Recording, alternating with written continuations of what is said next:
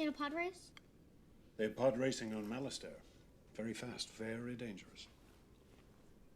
I'm the only human who can do it. You must have Jedi reflexes if you race pods. Don't do that again.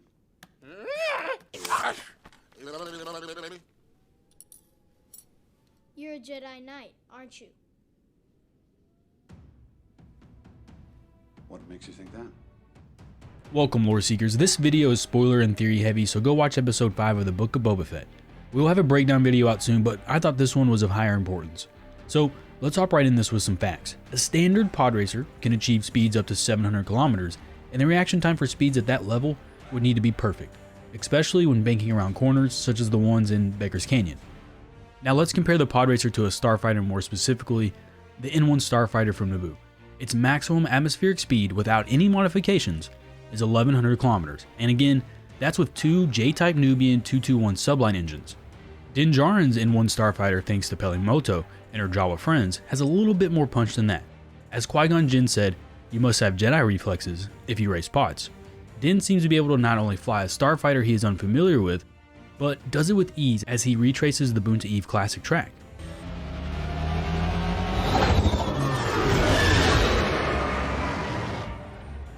Now that we have that out of the way, let's get to the Darksaber's origins. It can't be. So you recognize it? That I do. It is the Darksaber, a symbol for the leader of House Vizsla, and later the group known as Death Watch. I didn't know Mandalorians developed a type of lightsaber. We didn't. This was one of a kind. Legend tells that it was created over 1,000 years ago by Tar Vizsla, the first Mandalorian ever inducted into the Jedi Order. After his passing, the Jedi kept the saber in their temple. That was until members of House Vizsla snuck in and liberated it. They used the saber to unify the people and strike down those who would oppose them. At one time, they ruled all of Mandalore wielding this blade. As it is written in history, there once was a Mandalorian, and not just any Mandalorian, but the Mandalore himself was a Jedi, Tar Vizsla. It's no secret that the future title of Mandalore will be up for grabs at some point in our future.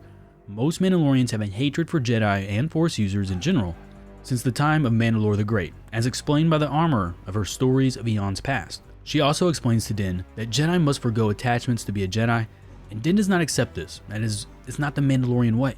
He asks of the armorer to forge a gift for Grogu with Beskar, and soon he will attempt to locate him and make sure he is safe. The ways of the Force, Jedi must forego all attachment. That is the opposite of our creed.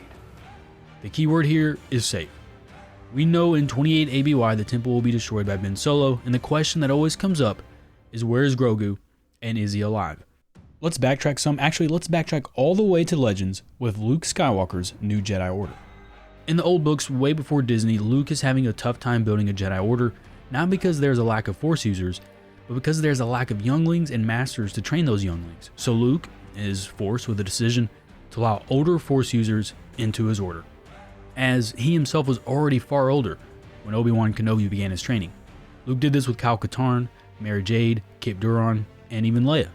It wasn't until Leia's children were born, Jacen and Jaina Solo, where Luke really started to grow his temple from youth.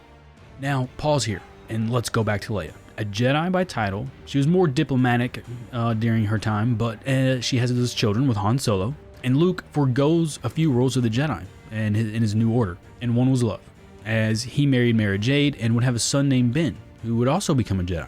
So there we have it. Luke not only allowed older Force sensitives into his academy, but he also allowed certain attachments, believing that love, family, and friendship is a way to beat the dark side. Din Djarin, who not only keeps showing us over and over again he has insane reflexes of that of a Jedi Knight, he and Grogu have formed a bond very similar to Revan and Bastila, Luke and Leia, Ben and Rey. So what happens to Grogu? I think that not only will Din Djarin become Mandalore, but he will do so as a Jedi in training and eventually become a Jedi Knight.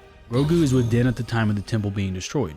This also raises a final question of who is training them both, as the two would not be nearly ready for the rank of even probably knighthood. Yoda becomes a Jedi Master at 96 years old, but with a lifetime of training, and Grogu would approximately be 70 years old at this time. Maybe it's Ahsoka, could be Cal Katarn, or maybe even Cal Kestis. Now I know what you're thinking, one Jedi training two Padawans? Well, Qui-Gon Jinn was willing to attempt it, but was declined by the old Jedi Order. However, In Luke's New Order and Legends, Masters or more experienced users would train all the Padawans. There just wasn't enough teachers. Both Kyle Katarn and Mara Jade had more than one Padawan at the same time, and Luke would train them all. What do you think of this? Please comment below. The Force is an essential part of the Star Wars story, and I do like plots of the everyman, and not just seeing a Force user. I think the legend of Djarin, though, is far bigger than that of a normal Mandalorian. Also, he sees time and time again that his own people routinely exile each other. The loyalty he is seeking from the armor from Bo-Katan is not always there, but it is with Grogu. It is with the Jedi. This is Din's journey, the hero's journey, the rebirth of the Jedi and Mandalore as one.